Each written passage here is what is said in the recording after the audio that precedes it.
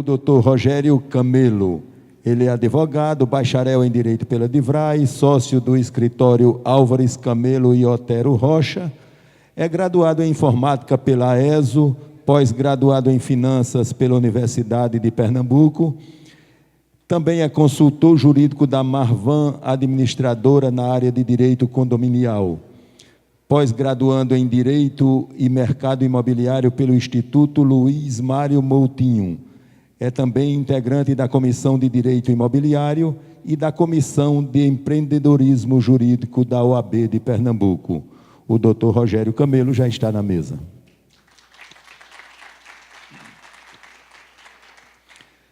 Participam deste painel o doutor André Abelha. Ele é advogado, fundador e diretor do Ibradim, sócio do Castier Abelha Advogados, mestre em Direito Civil pela Universidade Estadual do Rio de Janeiro, é também membro da Comissão de Direito Imobiliário da OAB no Rio de Janeiro.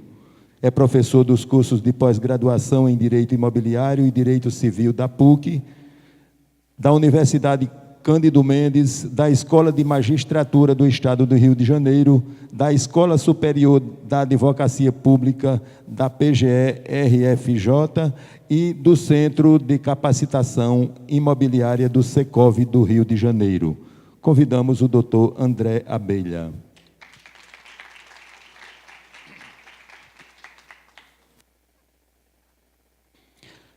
Participa também deste painel a doutora Mariana Cavalcante. Ela é gestora jurídica da construtora CONIC, bacharel em Direito pela Universidade Federal de Pernambuco, é especialista em Direito Civil, Negocial e Imobiliário pela Universidade Anhanguera de São Paulo. É especialista em Direito Imobiliário, Urbanístico, Registral e Notarial pela Universidade de Santa Cruz do Sul, no Rio Grande do Sul. Integra a Comissão de Direito Imobiliário da OAB de Pernambuco. Convidamos a doutora Mariana Cavalcante.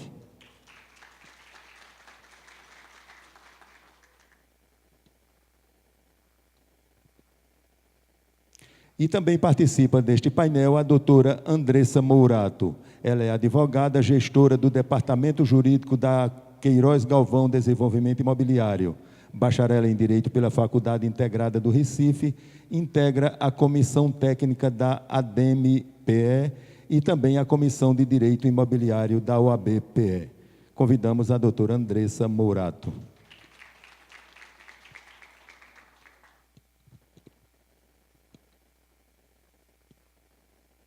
Com a palavra o moderador, doutor Rogério Camelo. Boa tarde, pessoal. Antes de fazer início, eu queria cumprimentar a mesa, a pessoa do doutor... Já tenho a intimidade de chamar de Abelha. Doutora Andressa Mourato, doutora Mariana Cavalcante. Bom, para a gente foi dada a árdua missão de falar sobre condomínio de lotes, exatamente o primeiro módulo após o almoço, né? O horário do cochilo. Então, a gente vai tentar aqui ser breve, vai explicar um pouco o Instituto. Tá bom, pessoal? Aí tá para ouvir? A gente vai falar um pouco do Instituto e eu vou começar citando, então, um jurista francês chamado Georges Bert. Ele dizia que quando o direito ignora a realidade se vinga ignorando o direito. Por que é que eu estou tecendo essas palavras? Porque isso faz referência exatamente ao condomínio de lotes. Eu vou retroceder um pouco a 1964, com a Lei 4.591, foi que instituiu o condomínio edilício e a incorporação. Naquele momento, o condomínio edilício era composto basicamente de um prédio tradicional que a gente conhece, com uma fração ideal associada a ele. Logo, você era dono particular de uma coisa individualizada e era dono, ao mesmo tempo, da coisa comum. Então, você tinha o prédio tradicional e tinha o condomínio de casas tradicional. Aquele loteamento, usando a palavra inadequada, aquele loteamento em que as casas eram construídas iguais. Isso era o condomínio regido pela 4.591. por bem, em 79, veio a lei do loteamento, a 6766. A lei de loteamento veio para sanar um problema que não era possível ter um condomínio que fosse só terreno. Era um loteamento. Só que o loteamento, ele presumia uma construção de vias de acesso e toda a infraestrutura de energia, de água e de esgoto era construída pelo empreendedor e doado ao ente público. E aí o que é que ocorria na prática? O ente público, através de um ato administrativo, autorizava esse condomínio de lote a murar e o que era público se tornava privado. É o que a gente chama aqui, era de um Frankenstein, de uma solução que foi dada para o condomínio que a gente chama hoje de condomínio de lote. Era um loteamento que se transformava num condomínio edilício através de um ato administrativo.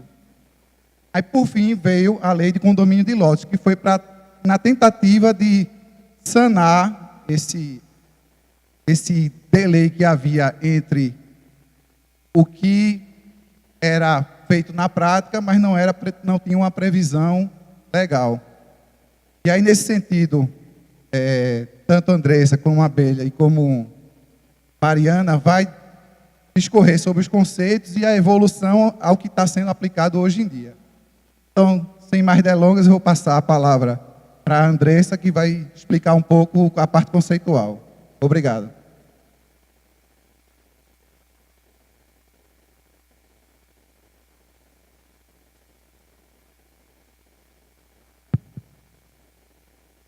Boa tarde a todos.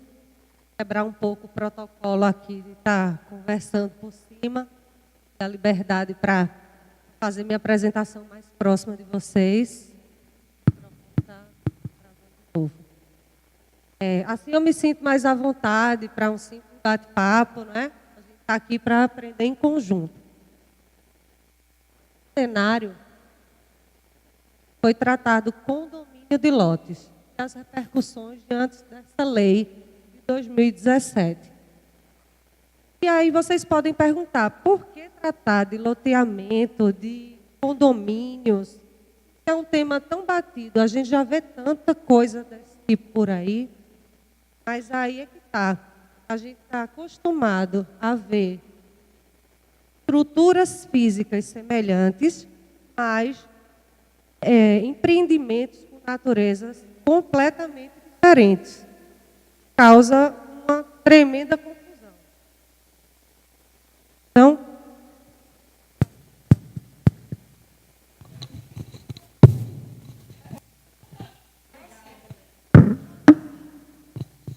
pronto, está melhor? E aí, o que é que a gente achou interessante trazer para vocês? No cenário anterior à legislação, vou falar um pouco dessa legislação. Basicamente, para tratar da regularização fundiária, entrou em diversos temas, alterou lei, alterou o Código Civil, revogou decretos. É uma lei bem ampla e objeto de diversos questionamentos em alguns pontos.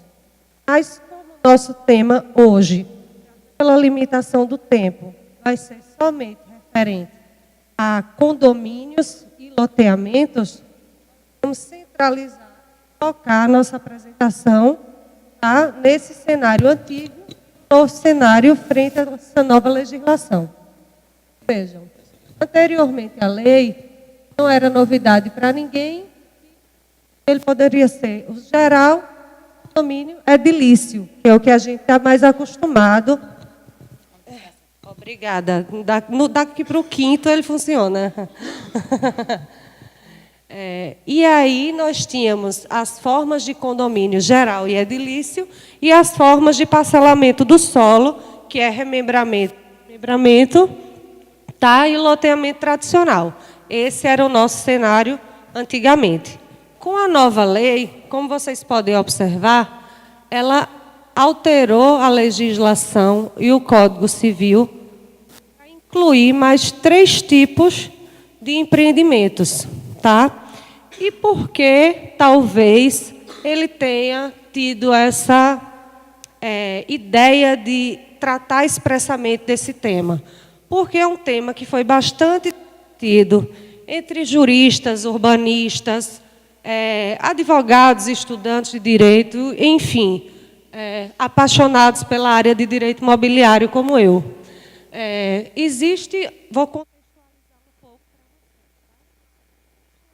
para vocês, que entende que nem precisaria de uma nova lei para tratar desse tema, porque a legislação anterior, por analogia, a lei do parcelamento, o decreto-lei, que tratava sobre isso, e a lei dos condomínios, ela já poderia ser tratada de forma análoga e que o município não poderia fechar os olhos para uma nova realidade de empreendimento que veio surgindo ao decorrer do tempo, já que a legislação não avança no mesmo ritmo que a sociedade.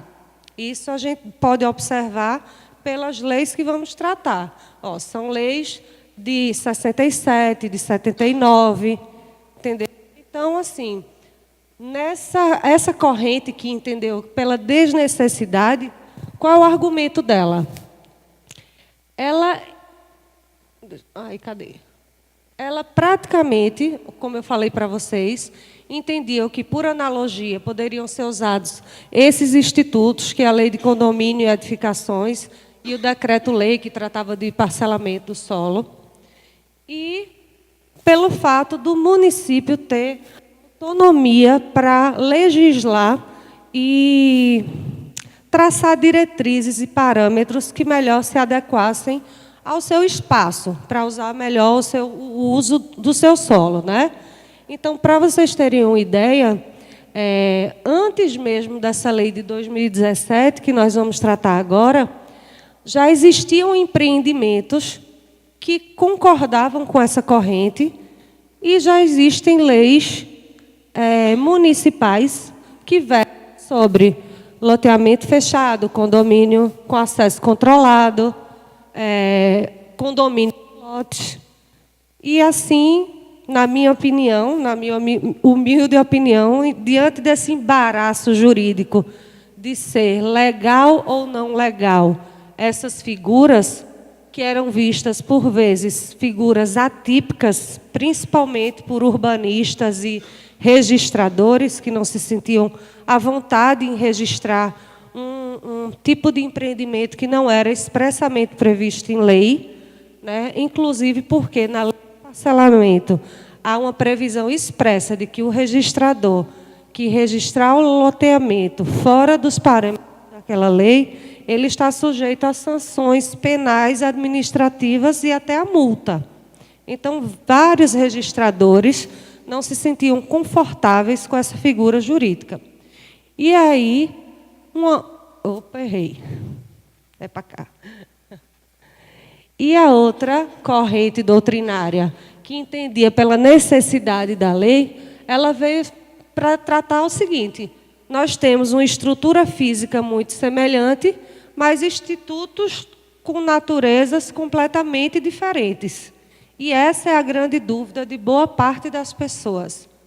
Entendeu? Se vocês estão adquirindo um lote em um loteamento de acesso controlado, que foi trazido por essa lei, ou se vocês estão adquirindo um lote pertencente a um condomínio de lotes. Parece um pouco confuso, muito nome lote, loteamento, condomínio. Então, a nossa intenção foi trazer para vocês o seguinte, que, olha a semelhança dos empreendimentos. Eu poderia tirar esses nomes aqui de cima, que eu acredito que ainda assim vocês teriam dificuldade, a olhos nus, de identificar, nesse caso, o que é um condomínio de lotes e o que é um condomínio de acesso controlado. Não é isso?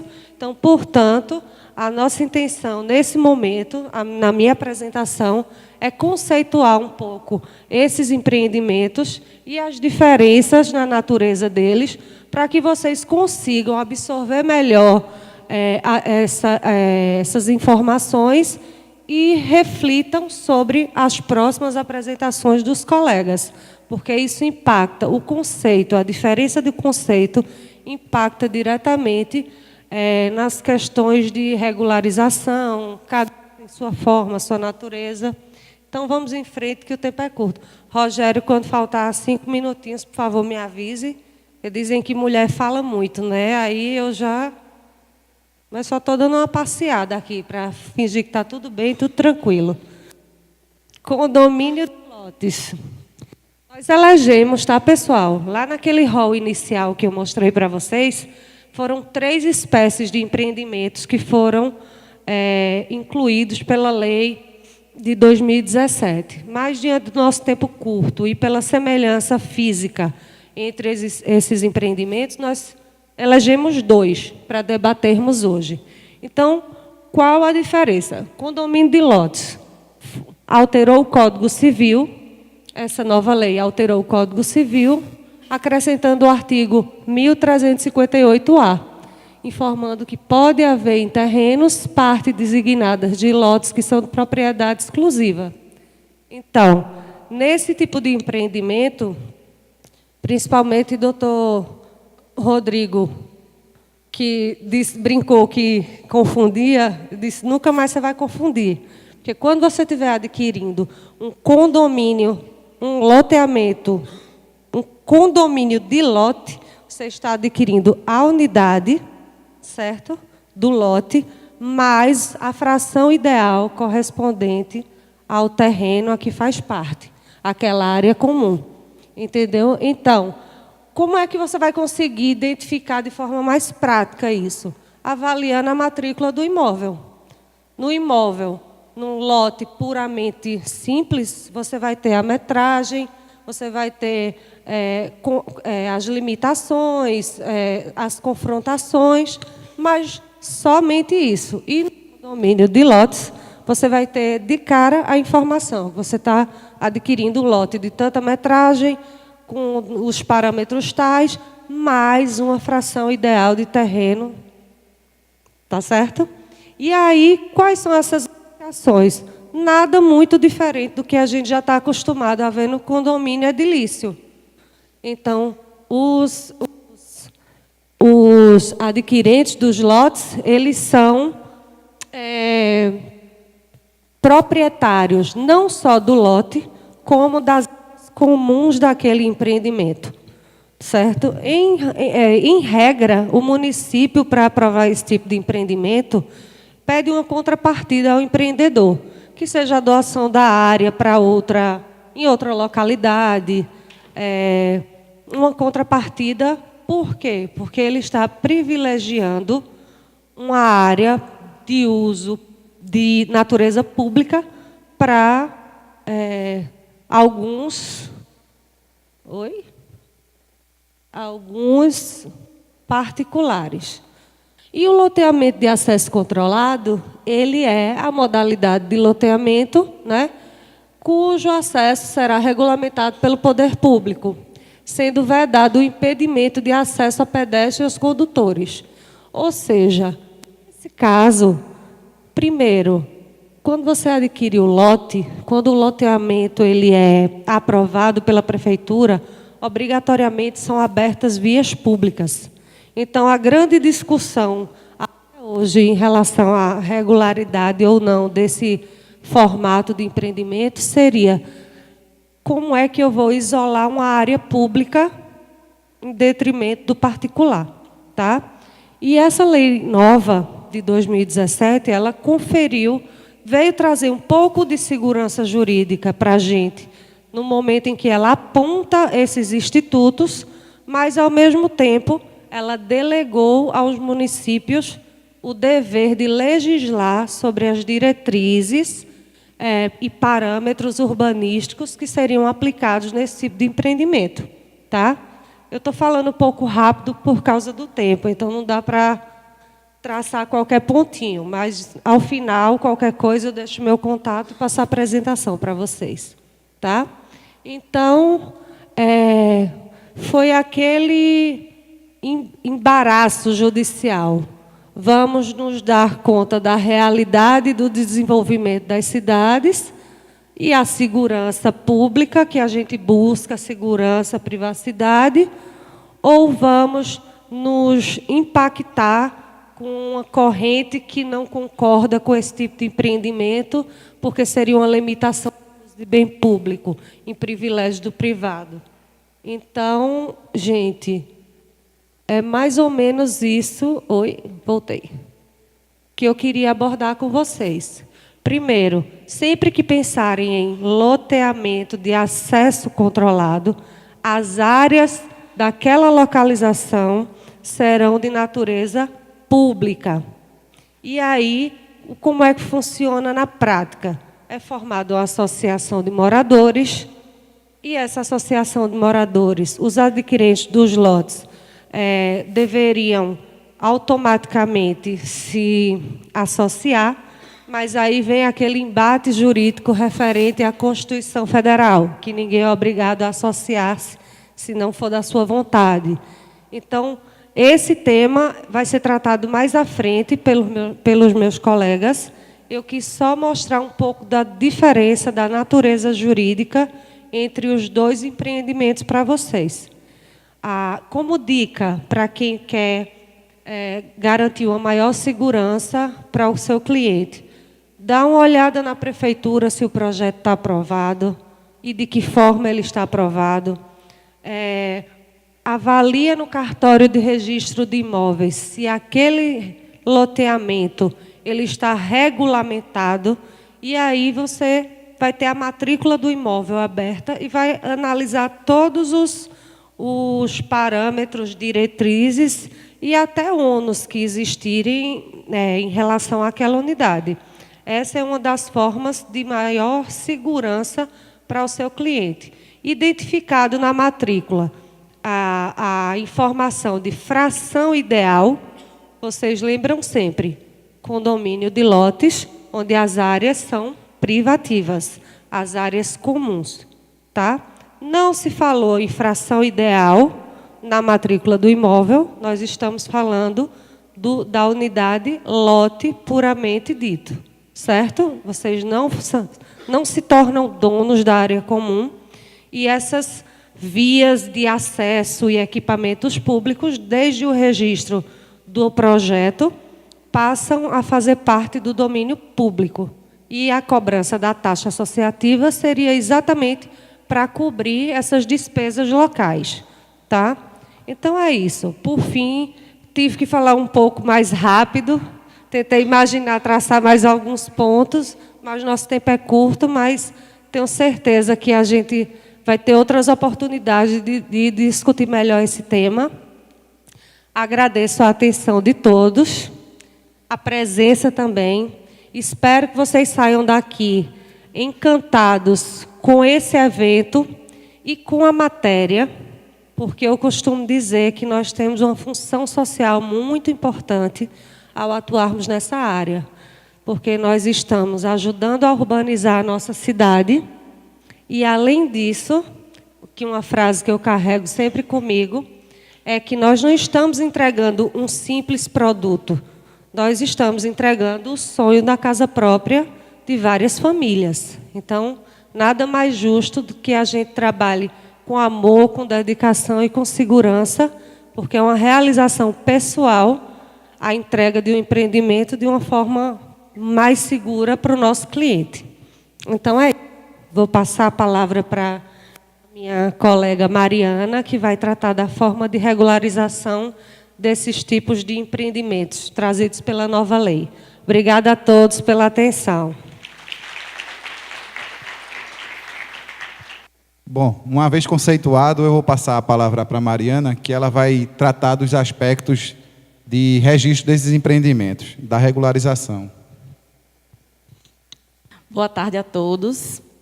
Vou começar brevemente logo, porque 15 minutos é pouco tempo para muito que a gente tem que falar. Então, o objetivo agora é que a gente trate um pouco da aplicação prática do Instituto, de como é que a gente pode levar o condomínio de lotes, e vou abordar um pouquinho do loteamento de acesso controlado também, para levá-lo à prática, porque hoje nós não temos esse instituto, pelo menos generalizado no país, aplicado ainda à luz da lei federal. Nós temos o condomínio de lotes aplicado à luz de lei municipal. E vamos tratar um pouco sobre essa aplicação. eu tive a oportunidade, junto com uma colega minha, Tiana, levanta a mão aí, Tiana, que é arquiteta, trabalha comigo há 6 anos na consultora. Tivemos a oportunidade de iniciar algumas discussões junto à Prefeitura do Recife para tentar legalizar um empreendimento novo à luz dessa legislação de condomínio de lotes. Então, o que eu trago é um pouco também dessas discussões, do resultado dessas discussões junto à Prefeitura e junto ao Pelópio da Silveira também, que foram iniciadas, estão em andamento, nada concluído ainda, e assim, porque realmente é tudo muito novo, tá? Então, o foco é regularização imobiliária em relação ao condomínio de lotes. Vou iniciar tratando um pouco sobre parcelamento de solo urbano. A lei de loteamentos, ela prevê 2 formas de parcelar o solo urbano. Loteamento, que pressupõe a abertura de vias públicas, e o desmembramento, que não pressupõe a abertura de vias públicas.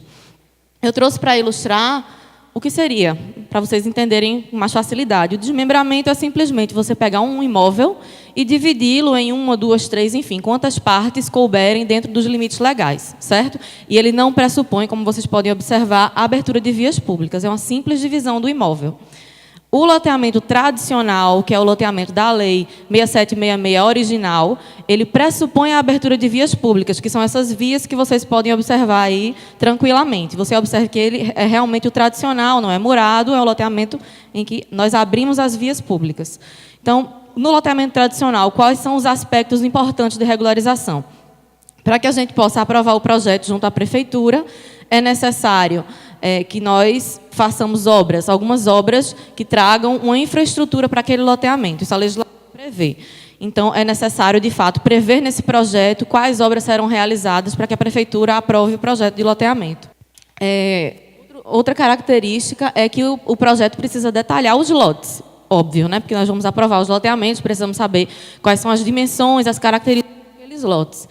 E, com o registro do loteamento, como nós vimos, abrem-se vias públicas. Então, a gente abre as vias públicas na prática e, com o registro imobiliário do loteamento, essas vias, que tornam-se públicas, passam à propriedade da Prefeitura, do município.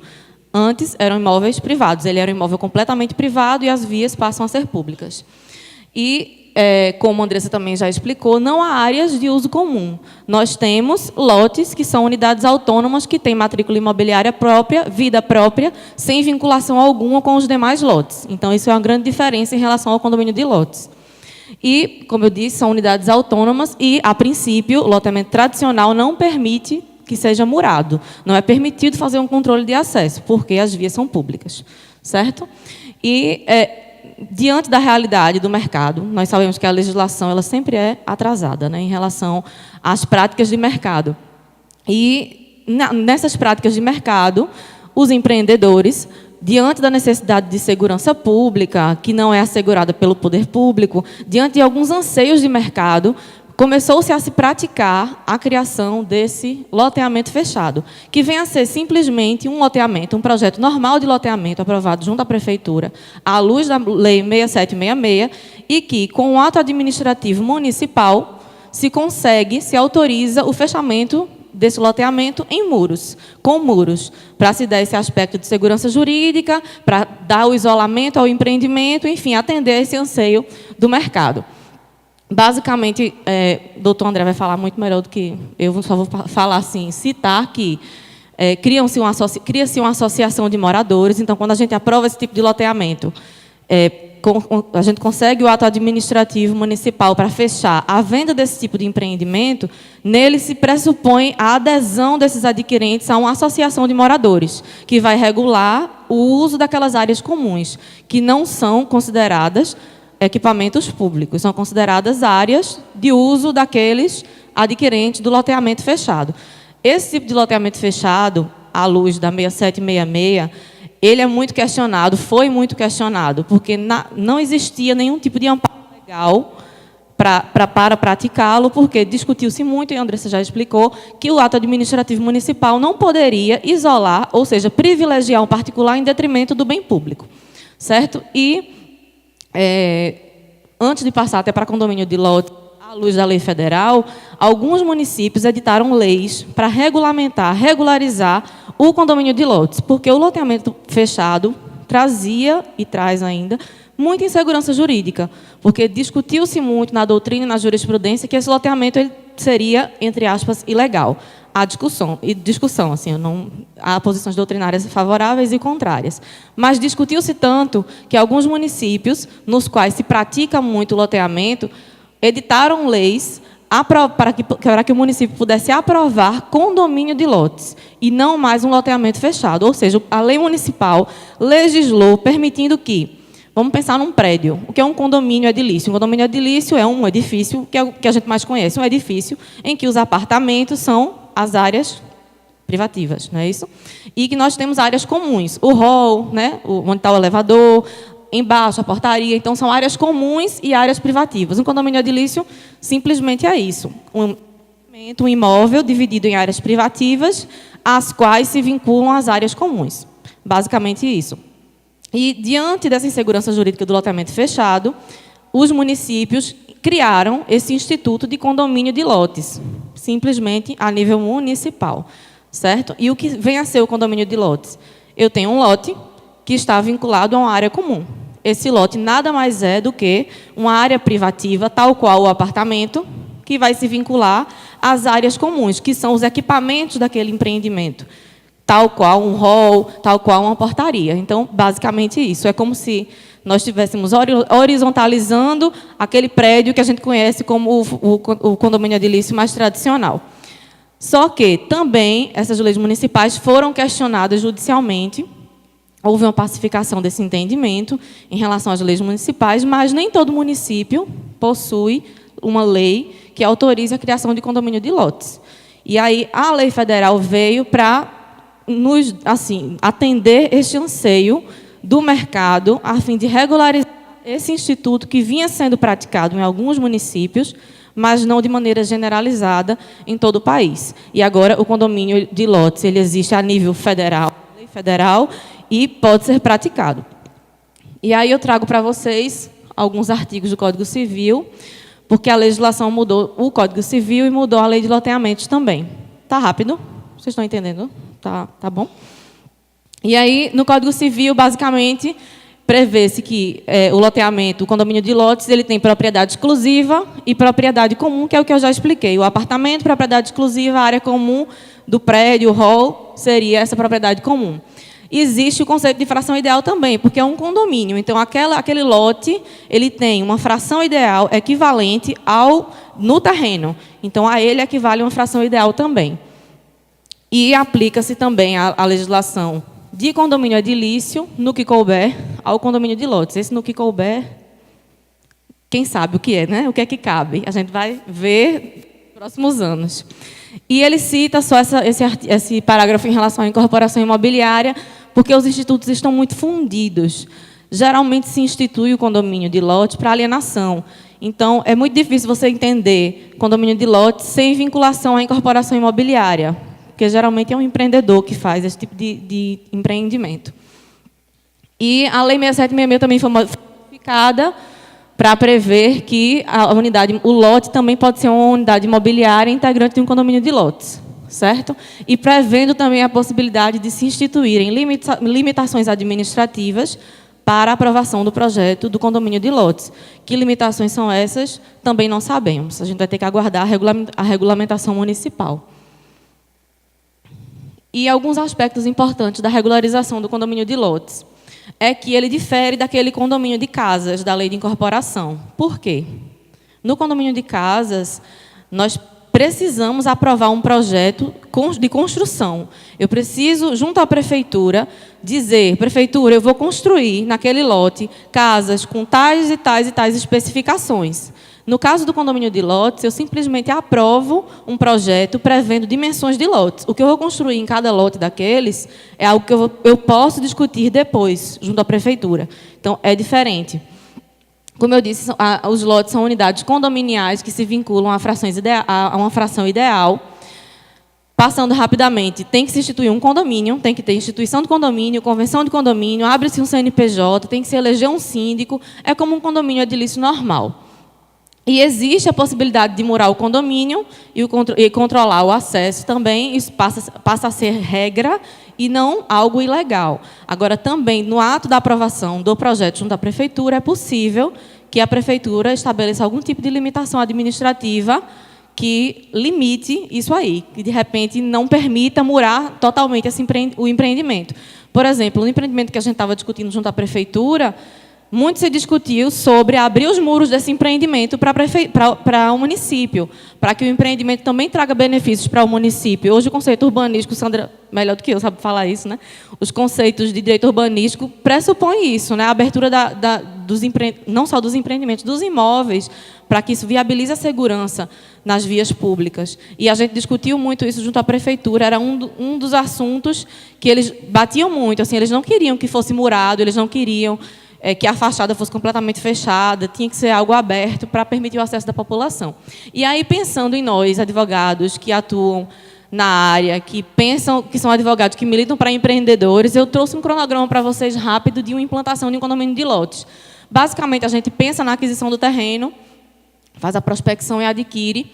A gente tem que elaborar o projeto e aprovar esse projeto junto à prefeitura, levar isso a registro imobiliário e, por fim, realizar as vendas. Tá? Então, em cada uma dessas etapas, eu trouxe alguns aspectos de problemas, são problemáticas. Tá? Então, em relação à aquisição do terreno e elaboração do projeto, nossa função, basicamente, é fazer a due diligence, dizer para o empreendedor, ó, esses são os riscos durante a aquisição do imóvel, esses são os riscos que você vai ter se você seguir por esse caminho com um condomínio de lotes. E a gente não tem hoje como emitir um parecer jurídico completamente seguro, porque nós não sabemos como isso vai ser aplicado no dia a dia.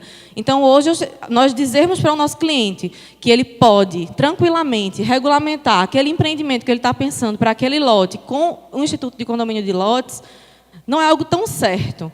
A gente não tem tanta certeza de como isso vai ser aplicado. Então, isso traz um transtorno para a gente, né, em relação à emissão desse parecer, dessa análise, dessa due diligence.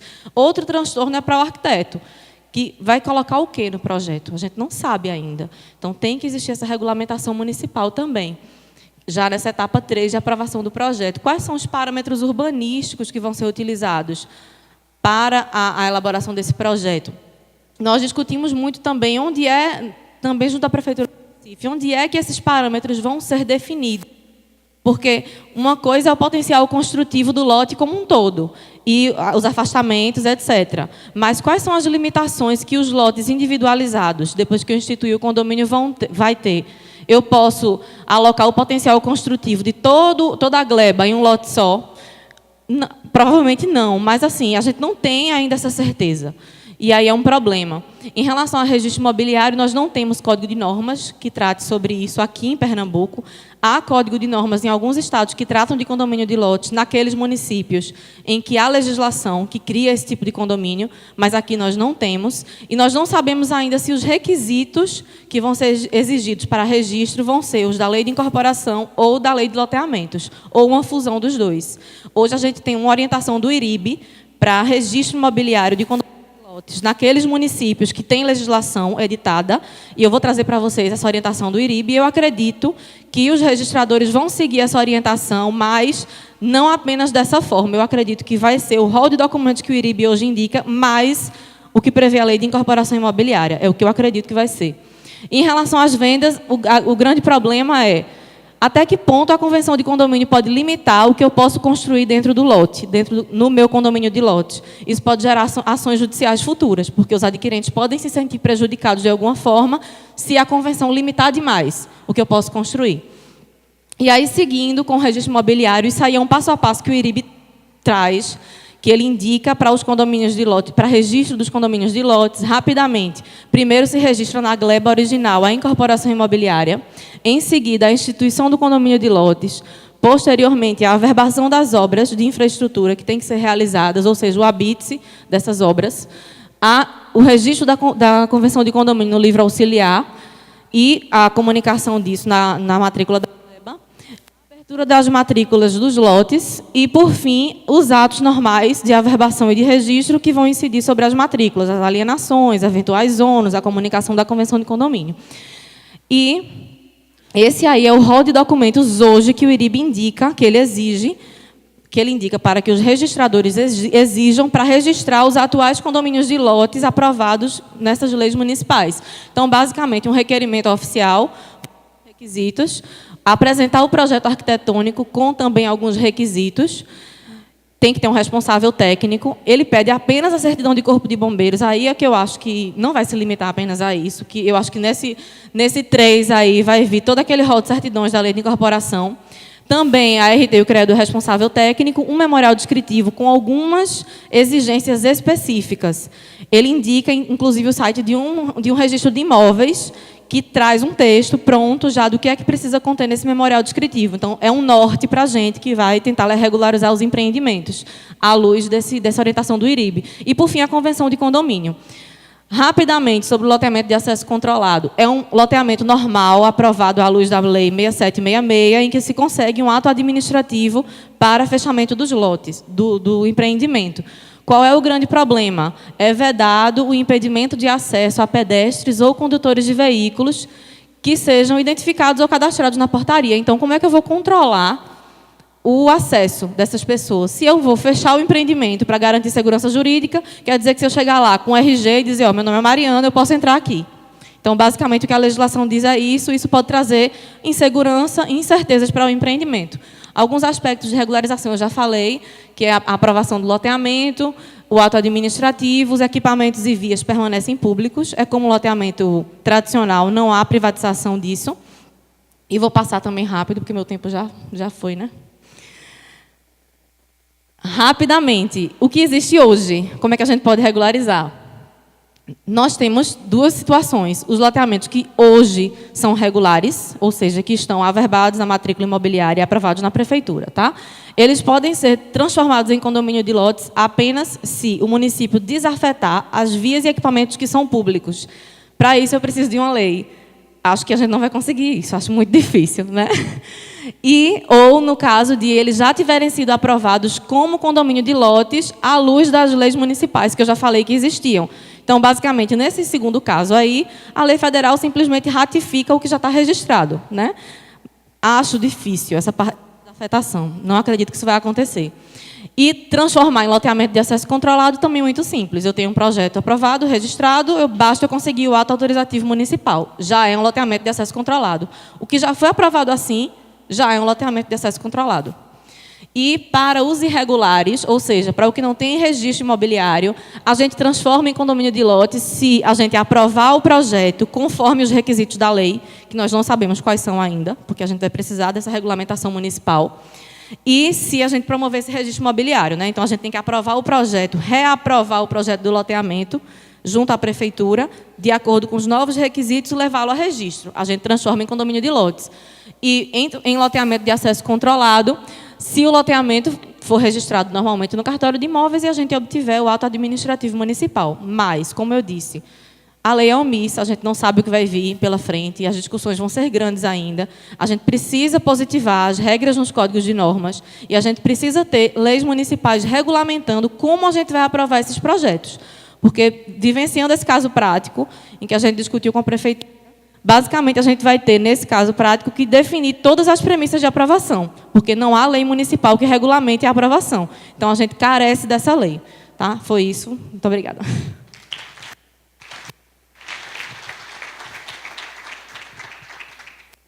Olá, pessoal, tudo bem? Enquanto boto a minha apresentação, vou dando boa tarde. Espero que estejam gostando do evento. Queria agradecer ao AB Pernambuco. É uma honra muito grande estar aqui. Faço isso na pessoa da doutora Emília Belo. Tenho aqui amigos na plateia, Bernardo Kese, enfim, tanta gente querida. E, como vocês viram, esse tema do condomínio de lotes não é simples, né? Não é simples, isso é uma questão que já existe no Brasil, na verdade, há muitos anos, né? Você tem, por exemplo, no Rio Grande do Sul, onde sempre se fez com muita naturalidade o condomínio de lotes. E você tem, em contrapartida, São Paulo, onde o titular do cartório que registrou um condomínio de lotes antes da 13465 perdeu a delegação do cartório. E, enfim, então, a Lei 13465 inseriu no Código Civil o artigo 1358-A, veio em muito boa hora, porque se ela sozinha não resolve os problemas que ainda temos que enfrentar, pelo menos já nos dá um norte, né? Finalmente temos, de forma explícita, na legislação federal, a previsão da figura do condomínio de lotes. E aí, eu, aproveitando o que já foi dito aqui, eu quero fazer um zoom out nas palavras do Bernardo, né, que eu gostei muito dessa expressão, para a gente fazer partindo da distinção entre condomínio de lotes e o loteamento clássico, a gente entender um pouco dessa situação envolvendo a associação de moradores. Segurança. Vai ser novidade. Né? E como é que a gente consegue fazer isso sem depender do poder público? Estão gravando, isso vai ser gravado, né? Vamos passar. Não, o cara está abaixo do santo, né? Está fazendo a apresentação. E como é que eu obtenho isso, né? Todos esses elementos sem depender do poder público? Pronto, eu preciso de investimento público, investimento permanente, isso requer dinheiro. E como é que eu arrecado eu vou ter um treco aqui, né? E como é que eu consigo arrecadar o dinheiro necessário para tudo isso? Que veículo eu utilizo? Assembleia do Reino de Deus, né? Então, eu tenho 2 modos de fazer isso. O primeiro modo é o condomínio de lote, né? O condomínio de lotes agora previsto na lei, no artigo 1358-A, né, do Código Civil. E na figura do condomínio de lotes, eu tenho unidade com fração ideal, como Andressa e Marina já ressaltaram. O terreno e as vias de circulação, elas são propriedade privada, elas pertencem aos condôminos, não são propriedade pública. Eu tenho a obrigação, o próprio terreno, de pagar as cotas condominiais, tal como no condomínio edilício clássico. A gente vai ver no organograma mais à frente que o condomínio de lotes é condomínio edilício. E o que eu tinha até então, né, era o problema, porque eu dependia de uma lei municipal específica que me autorizasse a fazer naquele município um condomínio de lote. Então, eu tive um caso no Rio de Janeiro, por exemplo, que era um empreendimento em 3 fases. A primeira fase eu fiz condomínio de lote porque a prefeitura autorizou. A segunda fase eu fiz condomínio de lote porque a prefeitura autorizou. Na terceira fase já tinha mudado de secretário. E aí ele falou, não, eu não gosto de condomínio de lote, tem que ser por loteamento. Então era essa coisa meio esquizofrênica, né, já que você não tinha previsão na lei federal. Bom, e o segundo modo de viabilizar essa arrecadação, qual seria? No loteamento clássico, o que eu vou utilizar? Né? E aqui eu trouxe essa imagem até para vocês visualizarem bem a diferença, né, entre uma matrícula de um lote em condomínio e de um lote em loteamento. Reparem ali no amarelinho, que eu estou indicando, olha, a fração ideal. Então, é muito fácil de eu distinguir. Basta olhar a matrícula. Se eu enxergo no caput da matrícula a fração ideal, eu já posso, de pronto, concluir que eu estou diante de um condomínio de lote. Vamos lá. Vamos com tudo. Passa mais. Pronto. E aí, no condomínio de lote, surge necessariamente a figura da associação de moradores. Porque no loteamento clássico, porque o loteamento, ao contrário do condomínio edilício, ele não tem a atribuição de um CNPJ. Eu não tenho CNPJ de loteamento. Então, eu preciso de CNPJ para viabilizar isso. E como é que eu faço isso? Eu faço isso criando uma associação de moradores. E essa foi uma solução que veio sendo adotada ao longo de décadas, década de 80, década de 90, e isso mostrava muitas vantagens, porque a associação de moradores tem personalidade jurídica, ela tem CNPJ e contabilidade, ela tem conta bancária e, melhor de tudo, ela não paga impostos, né? Então, como ela é uma entidade sem fins lucrativos, ela não está sujeita à tributação normal das demais pessoas jurídicas. Mas qual é o problema desse modelo? O problema é que a associação, como eu acabei de falar, ela não é um condomínio edilício.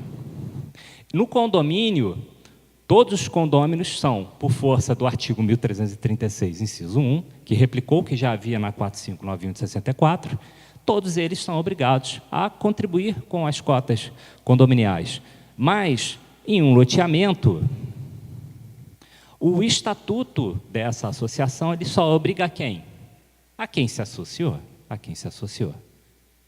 E ninguém pode ser obrigado a se associar ou a manter-se associado, porque está lá na Constituição, no artigo 5º, que diz claramente que você não pode obrigar uma pessoa a se associar ou manter-se associado. Pois bem, vamos nessa. Isso, mais um, pronto. Qual foi a saída encontrada? Qual foi a saída encontrada? Vedação ao enriquecimento sem causa. O que as associações em juízo começaram a argumentar? Olha, esse cara aqui não é associado, não preciso que ele se associe. Agora, ele não pode receber todos os benefícios dos serviços que a associação presta, valorização do imóvel, limpeza, segurança, isso custa, e ele tem que participar desse rateio, porque se ele não participa, ele está se enriquecendo sem causa.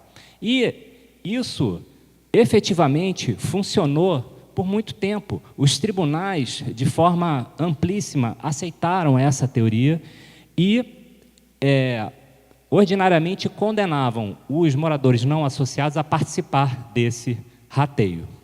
Até que, né, a coisa começou a desandar. Isso aconteceu em fevereiro de 2005. E o que aconteceu nessa data? No STJ, houve julgamento de embargo de divergência, cuja função é justamente harmonizar a jurisprudência naquele tribunal superior, né? Onde, como vocês podem ver em destaque, o tribunal, por maioria, decidiu que essas despesas não podem ser impostas a morador não associado.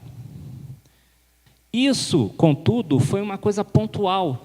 Você tinha o STJ, que passou a entender dessa maneira, mas nos estados o que se via eram julgados sempre favoráveis às associações de moradores. Vamos lá.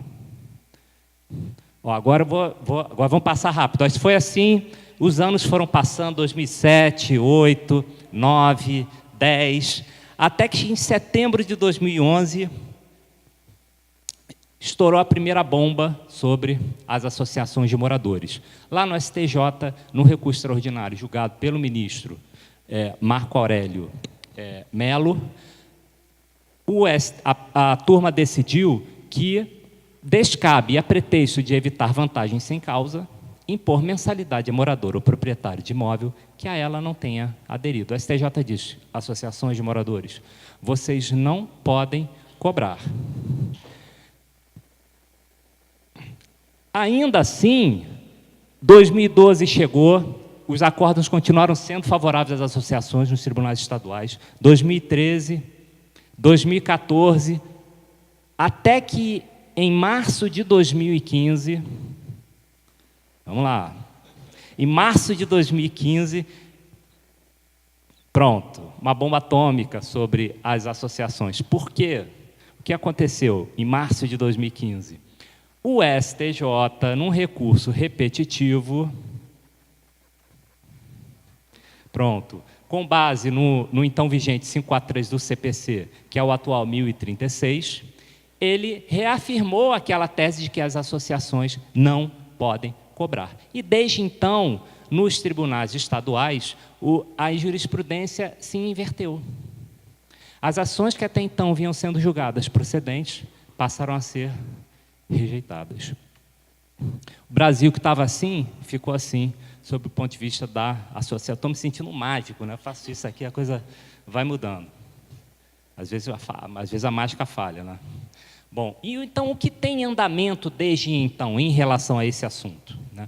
No STF há um recurso especial, um recurso extraordinário, relatado pelo ministro Toffoli, onde já se foi reconhecida a repercussão geral, mas ainda não foi julgado. Ele está pendente de julgamento e não se sabe precisamente quando esse recurso será apreciado pelo plenário. E o que está sendo feito para resolver esse problema? Você tem duas frentes de solução. A primeira frente é no próprio recurso extraordinário que vocês acabaram de ver. Você tem associações relevantes como a ELO, Secov São Paulo, a FanRio, que requereram e obtiveram autorização para funcionar no processo como amicus curiae. Eles estão atuando fortemente nesse processo, dando as suas razões em relação a essa matéria. E já conseguiram, nesse recurso, um parecer favorável da Procuradoria-Geral da República, né? Então, a PGR já se manifestou nesse recurso favoravelmente à pretensão das associações, dizendo que isso não viola o artigo 5º da Constituição Federal. E a segunda frente? A segunda frente veio com a 13465. A 13465 inseriu na Lei de Loteamentos o artigo 36A. Esse artigo, eu diria, ele está escrito em alemão, porque é difícil entender o que está ali. Mas, em suma, o que eles querem dizer, em suma, o que eles estão querendo dizer com isso... Olha, eu estou fazendo mágica aqui no estranho, tá? Eu vou ficar assim que nem maluco, ó. Depois eu explico. Mas, em suma, o que eles querem dizer é que a atividade dessas associações de moradores se equivale à atividade de administração de imóveis e que o contido no Estatuto obriga a todos os moradores. Vamos voltar a falar disso. Será que isso é suficiente? Por quê? Por quê? Porque em relação à primeira frente, que está lá com o ministro Toffoli, quem vai participar desse julgamento, 4 dos 11 ministros que participarão desse julgamento, participaram do julgamento lá em 2013, que por unanimidade rejeitou a pretensão da associação. Isso significa que será preciso que esses 4 ministros mudem de opinião, porque se eles mantiverem a sua opinião de 5 anos atrás, isso significa que seria preciso convencer 7 dos 6 ministros restantes. E isso, obviamente, não é uma missão nada fácil, considerando, inclusive, que toda a jurisprudência nacional vem julgando a questão em desfavor das associações. E o problema da segunda frente é que a Lei 13465, nesse artigo 36A, em vez de criar uma obrigação próprio terreno para o dono de terreno nessas situações, ele foi pelo caminho do Estatuto.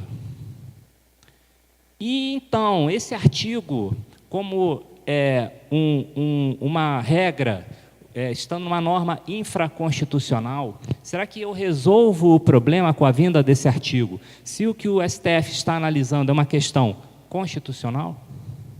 Porque se o STF entender que isso viola a Constituição, de que vai me adiantar o artigo 36A? Provavelmente ele será rejeitado pelos juízes, assim como vem sendo rejeitada a tese da vedação ao enriquecimento sem causa. Bom, então, essa solução não se aplica aos loteamentos já implantados. E a questão é, o que mais pode ser feito diante de todo esse quadro? Bom, em relação aos loteamentos já implantados, é bom a gente se lembrar que existe um artigo lá na Lei 6766, já há muitos anos, desde a sua origem, que diz que o adquirente da propriedade loteada sucede o transmitente em todos os direitos e obrigações. Então, muitas vezes o que se faz, o que existe, é uma previsão lá no memorial do loteamento, trazendo essa obrigação de contribuir para as despesas. Isso significa o seguinte: a obrigação de participar do rateio das despesas, ela não se justificaria mais no princípio da vedação ao enriquecimento sem causa, e sim no artigo 29 da Lei 6766. Então, existe sim uma fonte legal que estabelece essa obrigação de participação. E isso não é coisa da minha cabeça. Vamos passar mais um slide. Nós temos, após o julgamento, desse julgamento de março de 2015 pelo STJ, o STJ voltou a analisar um caso dessa natureza e ele foi bem claro. Não, volta um, por favor. Ele foi bem claro e disse o seguinte: olha, aqui a causa de pedir é diferente. Eu não aplico essa tese quando a causa de pedir é o que se constou do registro do contrato padrão da promessa de compra e venda. O fundamento não está no Estatuto da Associação, está nos registros daquele loteamento. Então, a primeira coisa é verificar o que constou desse registro. E, para os novos loteamentos que não forem um condomínio de lotes, é preciso criar essa obrigação. E como eu faço isso? Eu faço isso estabelecendo um direito real que possa estabelecer um gravame sobre cada um desses lotes. E um gravame que vai obrigar não só o adquirente desse lote, aquele cara que foi lá no stand de vendas da loteadora, como também o segundo adquirente, terceiros adquirentes e assim por diante, quem a qualquer tempo viesse a titularizar aquele lote. E esse gravame, ele adviria de uma servidão. Por que de uma servidão? É que o artigo 1378, que prevê hoje a figura, o direito real da servidão, ele diz que a servidão proporciona utilidade para o prédio dominante e grava o prédio serviente. Isso significa dizer que, quando eu falo em utilidade, eu estou dizendo que a servidão, ela será um tipo aberto, porque o que eu preciso caracterizar é a utilidade a favor do titular do imóvel dominante.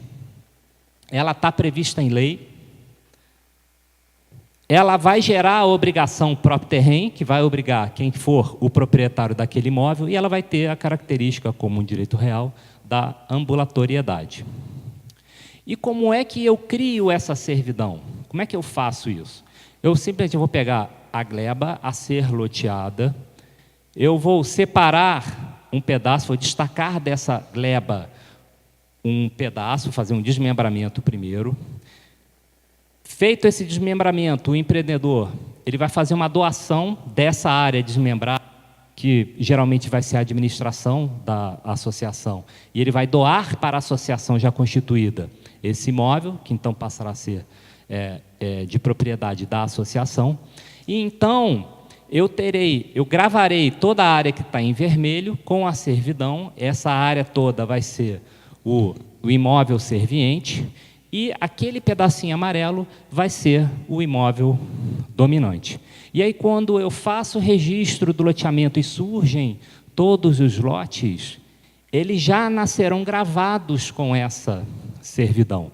Eu olhando a matrícula de cada um desses lotes, né, eu vou enxergar ali a servidão. A servidão que prevê a obrigação do titular daquele imóvel de reembolsar o titular do imóvel dominante, quem é? A associação dessas despesas. Então, não tem nada a ver com o estatuto. Então, essa é uma maneira simples, né? Ela é eficaz, porque ela está prevista em lei, não se está inventando a roda com isso. E que se está criando, isso seria mais uma ponte na busca de segurança jurídica, na luta pelo desenvolvimento sustentável das cidades e por um mercado de loteamentos mais desenvolvido. Então, isso é o que eu queria mostrar para vocês, dar esse zoom, e aí a gente agora, na área das perguntas, vai ter a chance de entrar em outras questões. Muito obrigado.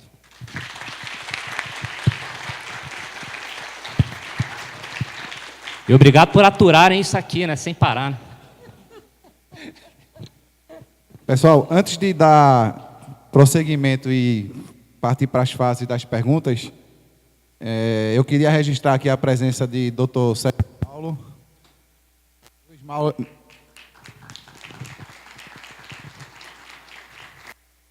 Luiz Mário Moutinho, Dr. Melissa Lube, Alexandre Gomide e o presidente da OAB de Jaboatão, Maciel. E aí ficou mais, com a plateia dessa, ficou mais pesada, mais difícil as próximas apresentações. Eu vou, antes de franquear para vocês, eu queria fazer algumas perguntas. Eu não vou me alongar muito para dar a oportunidade de vocês, mas uma especificamente para doutor Abelha. Não precisa. Em relação ao condomínio de lotes, o senhor tem alguma informação que algum empreendimento Brasil já foi concebido sobre a nova lei? Não, sobre a nova lei há já alguns empreendimentos em fase de aprovação, né? Inclusive tem um no Rio Grande do Norte que eu e Bernardo Kese nós assessoramos, que vai ser um grande condomínio e uma característica interessante é que, apesar de ser um condomínio edilício, de lotes inclusive, mas não só de lotes, todas as ruas desse condomínio, apesar de serem propriedade privada dos condôminos, elas serão de uso público. Então, vejam, o simples fato de você estar adotando a estrutura jurídica de um condomínio, isso não é incompatível, né, com a busca do novo urbanismo, de regras mais modernas, de cidades, do uso mais inteligente das cidades. Então, nada impede que, apesar do empreendimento ser um condomínio de lote, que o poder público, né, dando aso a sua lei de zoneamento, enfim, as suas regras de edificações, que ela imponha àquele empreendimento, a despeito de não ser ele loteamento, certas medidas, certas restrições urbanísticas, de modo a preservar, né, as características do urbanismo. E agora, vou provocar aqui a colega Mariana. Considerando a apresentação e considerando agora o que acabou de ser dito, me surge uma dúvida em relação à regularização do condomínio de lote aqui, se haveria a necessidade de, primeiro, eu instituir um loteamento, com base na 6766, e, em seguida, instituído o loteamento, um lote daquele, eu fazer um condomínio de lotes. Há necessidade de, primeiro, eu instituir o loteamento para derivar para um condomínio de lotes, eu posso partir direto para o condomínio de lotes? Na verdade, não há necessidade de você aprovar um loteamento junto à prefeitura para, posteriormente, instituir ou aprovar um condomínio de lotes. A aprovação junto à prefeitura já é do próprio condomínio de lotes, com os requisitos específicos do condomínio de lotes e não do loteamento tradicional. Há quem entenda que o condomínio de lotes é uma forma de parcelamento do solo urbano. Do meu ponto de vista, não é, porque as formas de parcelamento do solo urbano são expressamente previstas em lei, que são o loteamento tradicional e o desmembramento. O condomínio de lotes é um tipo de condomínio edilício, então ele não implica em parcelamento do solo urbano. Então, portanto, não há necessidade de se aprovar o loteamento anteriormente e, posteriormente, se instituir o condomínio de lotes. A aprovação já e o registro já é de um condomínio de lotes. Andressa. E durante essa instituição do condomínio de lote, pode o empreendedor alterar um projeto que já foi aprovado? Aprovado e regularizado no cartório de registro de imóveis, Isso. que você fala? Isso. Não, a lei prevê expressamente que esse projeto só poderá ser alterado com a anuência dos adquirentes dos lotes e com a posterior aprovação da prefeitura, porque esse novo projeto alterado deve ser averbado na matrícula do terreno, né? Então, exatamente. Então, é bem expresso isso. É muito óbvio, mas algumas incorporadoras têm o condão de realizar alguns ajustes sem a anuência dos demais, mas a lei é expressa quanto a esse tema. Bom, pessoal, vou dar a palavra agora à plateia. Fica à vontade aí para fazer pergunta.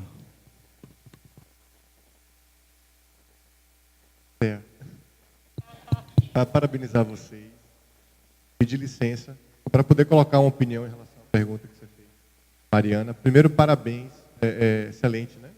Sou suspeito para falar de André Abelha, as duas foram brilhantes, como todas as mulheres que passaram aqui, e o mediador fazendo muito bem o debate.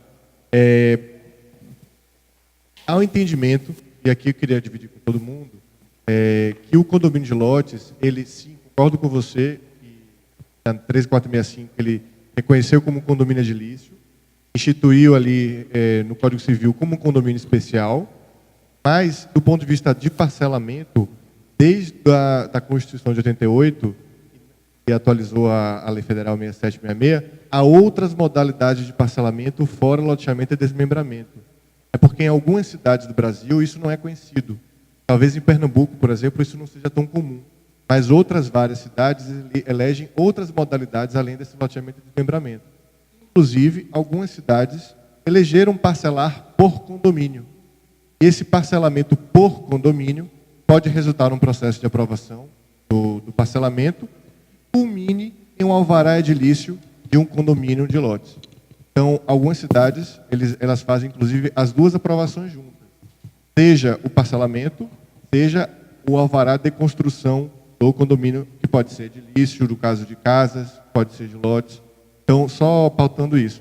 E o divisor de águas foi a decisão do STF sobre o condomínio de lotes de Brasília. O STF disse que caberia ao município decidir se haveria a possibilidade de regulamentar modelos alternativos à 6766. Me perdoe a intervenção. Mas eu acho que é muito relevante colocar isso, porque é um evento dessa natureza, né? E a gente precisa sempre pautar essas ideias. Mas parabéns, sua exposição foi brilhante. Muito obrigado. Posso abusar, já que eu estou com o fone aqui? Obrigado. Olha, parece contradição, mas não é. Eu concordo com ambos. É que eu acho que há dois modos de você enxergar isso. Um sobre a ótica do urbanismo, outro sobre a ótica registral. Né? Sob a ótica registral, eu acho que hoje nós temos 3 modalidades de fracionamento da propriedade. No sentido de que, onde eu tinha uma só propriedade, portanto, uma só matrícula, eu vou passar a ter várias. Quais seriam hoje essas modalidades? O condomínio edilício. Quando eu instituo um condomínio edilício, que vai ter no mínimo 2 ou mais unidades imobiliárias, onde eu tinha uma só propriedade, eu passo a ter várias propriedades.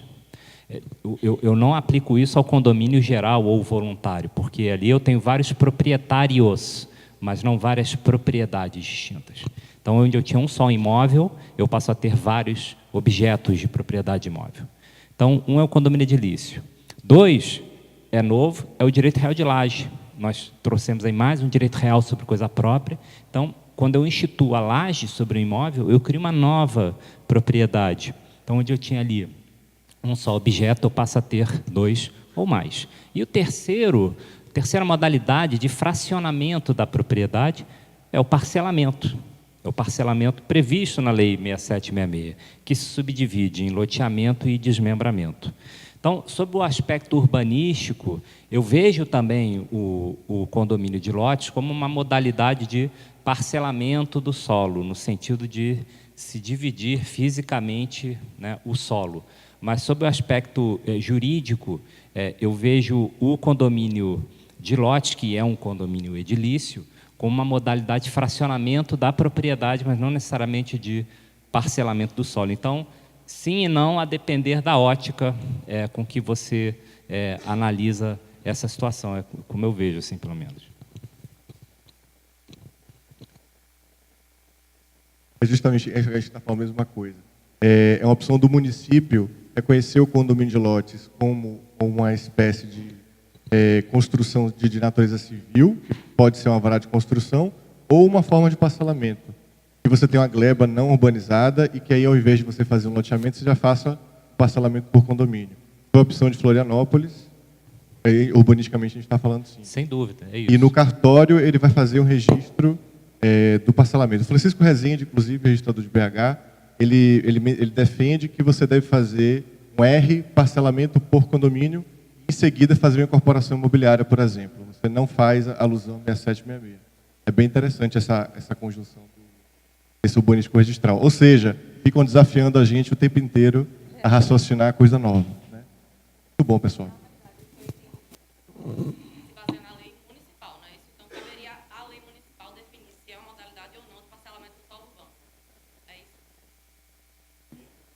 confusão toda surgiu antes, quando o pessoal dizia que aquele decreto era de que o incorporador equivale-se ao loteador. Aí surge a confusão, porque as pessoas, quando tinham que fazer um loteamento, que é a regulação municipal, usavam um condomínio de lotes para fazer visivelmente um parcelamento. Você pega 1 milhão de metros quadrados, você vai fazer parcelamento, você bota um condomínio de lotes, você não doa uma área pública, isso é sim bula 6766. Meu entendimento, o que o Código Civil fez foi reconhecer isso como condomínio edilício, tal qual se faz um condomínio de casas ou condomínio de prédio. Então, as mesmas circunstâncias de construção de um condomínio de casa e um condomínio de prédio será a do condomínio de lotes da 3465, bastando que você tenha uma vara de construção. Quem vai definir como isso vai ser aprovado é o município. Se ele vai tolerar o condomínio, primeiro ponto, se ele vai permitir o condomínio de lotes da natureza edilícia, quais são os parâmetros que ele vai, o tamanho do lote, a fachada, etc. Quais são a regulamentação que ele vai fazer isso. Que pode ser, inclusive, por decreto, se ele já regulava os outros parâmetros construtivos que não sejam por lei, ou se ele vai permitir que o condomínio de lotes seja um parcelamento. E aí é uma figura mais incomum, realmente. Antes da 3465, os municípios vinham caminhando para reconhecer o condomínio de lotes não por parcelamento. A maioria era para reconhecer que é uma modalidade construtiva. Então, eu espero que eu tenha me feito entender. Na verdade, isso tem uma consequência prática muito grande, porque existem, na legislação municipal, há locais em que não é possível parcelar o solo. Então, se você objetiva regularizar algum tipo de empreendimento, utilizando o condomínio de lotes em uma área em que não é possível parcelamento do solo, se o município entender que condomínio de lotes é uma modalidade de parcelamento do solo, ali eu não posso utilizar esse instituto para regularizar o empreendimento. Então, assim, é polêmico. É, perfeito. E olha, essa discussão já existia antes do condomínio, não precisa nem ser um condomínio de lotes, você ter essa discussão. Tem um caso em Brasília que ocorreu isso, que não era possível desmembrar aquele terreno, porque estaria inferior ao módulo mínimo urbano, então você não poderia ter a criação de 2 lotes distintos. Então, em vez de desmembrar, em vez de parcelar, se instituiu um condomínio edilício. Então, você ia ter um prédio aqui, ia ter um outro prédio aqui. E o que se entendeu ali é que houve uma burla. Então, você não pode, a estrutura jurídica, ela não pode desviar da função urbanística. O fato de você estar instituindo um condomínio edilício de lotes agora, com a 13465, isso não te torna imune a regras de natureza urbanística, edilícia, enfim. Você não deixa de ter que observar tais regras. Essa é a grande discussão. Inclusive, o professor Menitá Chalub vai publicar, em breve, acho que ainda não foi publicado, deve estar sendo nos próximos dias, um artigo tratando exatamente disso, escrevendo sobre o condomínio de lotes e falando dessa questão. Porque, sobre o aspecto urbanístico, não há nenhuma diferença. A Andressa ressaltou. Você olha, você não consegue distinguir a olho nu se isso é um loteamento ou se é um condomínio de lotes. Então, por que eu teria uma diferença de tratamento sobre o aspecto urbanístico? Não faz sentido. André, somente para reforçar, aqui também tem essa situação, um loteamento que não poderia ser fracionado. A gente vê 2 condomínios sendo construídos com a mesma convenção, o que muda só o endereço, que um é A e o outro vira B, mas é seguindo essa mesma metodologia. Eu tenho uma última pergunta também em relação à taxa de condomínio, do condomínio de lotes, porque é muito fácil a gente entender a previsão da taxa de condomínio no condomínio edilício, porque a gente sabe que é em função da fração ideal, que é em função da área construída. Então, no condomínio de lotes, a gente tem apenas um terreno vazio, sem nenhuma construção associada a ele. E cada construção que for feita naquele terreno vai repercutir na área construída, que, consequentemente, repercute na fração ideal. E aí ia repercutir na taxa de condomínio. E aí a minha dúvida é, a instituição da taxa de condomínio necessariamente teria que ser em função da fração ideal, ou a fração ideal seria calculada em função do terreno nu? Como é que ia funcionar isso na prática? Bom, a pergunta é ótima. É que existe um senso comum de que a fração ideal deve equivaler à área construída, no caso de uma edificação, ou a área, agora do lote, no caso de um condomínio de lote. E, na verdade, nem a Lei 4591 dizia isso, nem o Código Civil diz. O que ele fala é que a unidade tem que ter uma fração ideal a ela vinculada. Mas ele não diz como essa fração ideal será vinculada. Isso aconteceu por um breve período, onde veio o novo Código Civil, o legislador, por um equívoco, disse que ela deveria equivaler ao valor da unidade. Felizmente, isso durou só cerca de 1 ano e meio. Vem a Lei 10.934, isso é graças ao professor Melim Chalub, que está aqui, isso é coisa dele, e a gente vai e risca essa regra e a gente volta a vigorar a liberdade. É que nas incorporações, como a forma de cálculo da fração proporcional ao coeficiente de construção está previsto lá no quadro da NB, os incorporadores, por hábito, calculam proporcionalmente. Então, isso é o que a gente está habituado a ver, mas isso não é uma obrigação, não existe essa vinculação, não existe essa relação necessária jurídica. Então, ela pode ou não equivaler. Então, a própria lei é clara, a próprio coeficiente de despesa, ele pode ou não ser proporcional à fração. Então, são 3 conceitos jurídicos distintos: a área privativa, fração ideal, coeficiente rateio de despesa. Um não tem relação necessária com o outro, eles podem ou não se equivaler. Doutor André, só complementando também, a lei, o Código Civil modificado pela 13465 previu 2 critérios para o cálculo da fração ideal, né? Que ele pode-se utilizar o coeficiente construtivo como um parâmetro, pode-se utilizar a área do lote como um parâmetro ou algum outro critério definido. Exatamente. Na instituição prática, ele de disse, olha, é o que condomínio. você quiser. Ele foi expresso. Foi até Exato. bom ele dizer isso, Isso. porque se ele não dissesse, como existe esse senso comum, as pessoas iam achar que tinha que equivaler à área. E isso não é uma verdade. E, na verdade, se a gente pensar que a gente não sabe ainda como vai funcionar essa questão urbanística dessa aprovação, se eu tiver, por exemplo, potenciais construtivos diferentes alocados nesses lotes que compõem o loteamento, o condomínio de lotes, é injusto eu utilizar a área do lote como um critério de rateio da fração ideal. Porque se em um lote eu posso construir um prédio, porque eu coloquei lá o potencial construtivo maior, um gabarito maior. Em um outro lote, se eu puder construir apenas uma casa ou uma edificação menor, ela obviamente vai pesar muito menos em relação à área comum. Então, eu acredito que o critério tem que ser a justeza, assim, em relação ao cálculo. Isso, né? É que é mais difícil, porque o que é justo num condomínio pode não ser justo em outro, e o que é justo num condomínio em uma dada época pode se tornar injusto depois. Então, é dinâmico, não tem jeito. Mas o lado bom é que 2/3 dos condôminos, eles têm o poder de alterar esse. Então, a gente vê a ação, o condomínio entrando com a ação na justiça para alterar a fração do proprietário, porque ele mudou a área dele. Isso não faz o menor sentido. É muito mais fácil 2/3 se reunirem e altera. Passa a dizer que o coeficiente de rateio de despesa é proporcional à área privativa. Pronto, resolveu o problema. Eu não preciso mexer, eu não preciso e nem posso mexer na fração ideal dele, que isso diz respeito a direito de propriedade. Assembleia condominial. Senhores, a discussão está formidável, mas eu fui chamado a atenção. Infelizmente, a gente vai ter que encerrar esse debate e vamos prosseguir para o próximo módulo.